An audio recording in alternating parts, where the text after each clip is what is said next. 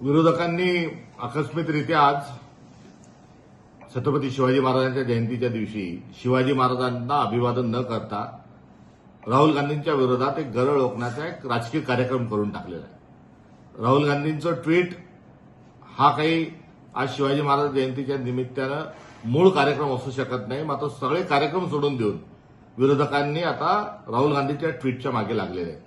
हा खेळ काही विरोधकांचा नवीन नाही।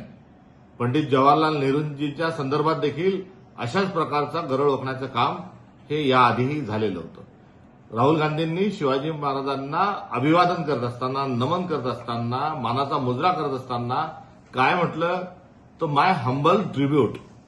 आता माय हंबल ट्रिब्यूट याचा अर्थ काय होतो तर त्याचा होतो की सन्मान, पुरस्कार, शुक्रिया आणि श्रद्धांजली हे त्याचे मराठीतले ट्रान्सलेशन आहेत, हिंदीतले ट्रान्सलेशन आहेत।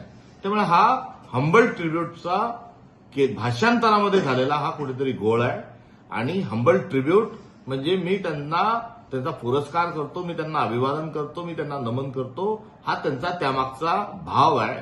आता धचा मा करून विनाकारण घाणेरडं राजकारण विरोधकांनी करू नये हे या निमित्तानं मला स्पष्ट स्वरूपात त्यांना सांगायचं आहे।